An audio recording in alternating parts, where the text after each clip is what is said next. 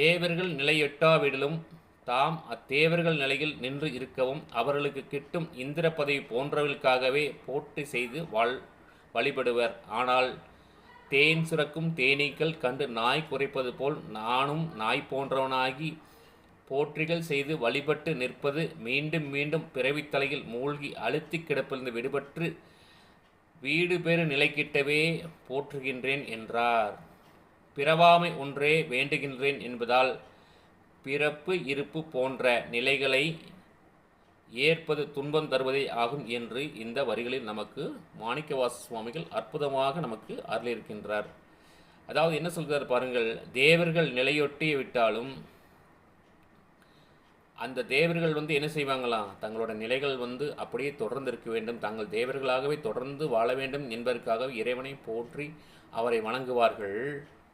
அது மட்டும் இல்லை, தேவர்களாக இருந்து கொண்டு இந்திர பதவி கிடைக்கும், இந்திர பதவிகள் போன்றவற்றுக்காக போற்றிகள் செய்து வழிபடுவர். ஆனால் தேன் சுவைக்கும் தேனீக்கள் கண்டு நாய் குறைப்பது போல, தேனீக்களை கண்டு குறைக்கும் நாய் போல தன்னுடைய நிலையை தானாகவே குறைத்துக் கொள்கின்றார். அவரை என்ன சொல்கின்றார், தன்னை நாய் என்று சொல்கின்றார். குறைப்பது போல நானும் நாய் போன்றவனாகி போற்றிகள் செய்து வழிபட்டு நிற்பது மீண்டும் மீண்டும் பிறவித்தலையில் மூழ்கி அழுதப்பட்டிருந்து விடுபட்டு வீடு பெறும் நிலை கிட்டவே வேண்டுகின்றேன். அதாவது என்ன சொல்கிறார், இந்த உலக வாழ்க்கையில் விடுபட்டு சிவனாகிய உன்னை நான் அடைய வேண்டும், வீடு பேறு என்னும் முக்தி தடை கூறிய நாயகனே உன் திருவடியில் நான் சேர வேண்டும், பிறவாமை ஒன்றே வேண்டுகின்றேன், எனக்கு பிறவாமை ஒன்றே வேண்டுகின்றேன். பிறவாமை என்று சொன்னால் இனிமேல் பிறப்பு வேண்டாம் என்று பொருள். பிறவாமை ஒன்றே வேண்டுகின்றேன் என்பதால் பிறப்பு இறப்பு போன்ற நிலைகளை ஏற்பதும் துன்பம் தருவதே ஆகும் என்று இந்த வரிகளில் எவ்வளவு அற்புதமாக இந்த தேனீக்களையெல்லாம் வைத்து நமக்கு அற்புதமான எளிதில் புரியும் வகையிலே சுவாமிகள் அப்போதே இவ்வாறெல்லாம் சிந்தித்து பாடல் வரிகளை ஏற்றிருக்கிறார் மாணிக்கவாச சுவாமிகள். மாணிக்கவாச சுவாமிகள் அந்த இறைவன் பாடல் எழுதுகிறான்னு சொன்னால்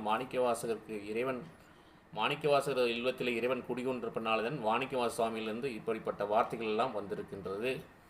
ஆகவே நண்பர்கள், நாம் தினம் என்ன செய்வோம், நம்மால் இயன்றளவு திருவாசகத்தையும் அதில் உள்ள 5 பாடல் வரிகளையும் அதற்குரிய விளக்கத்தையும் சிந்தித்து வந்தோம் என்று சொன்னால் நம்முடைய துன்பங்களெல்லாம் நீங்கி, நம்முடைய தீய எண்ணங்களெல்லாம் நீங்கி நம் வாழ்வில் வளமோடு வாழ இறைவன் அருள்வார் என்று சொல்லி மீண்டும் நாளை தினம் அடுத்த பாடல் வரிகளையும் அதற்குரிய விளக்கத்தையும் சிந்திப்போமாக.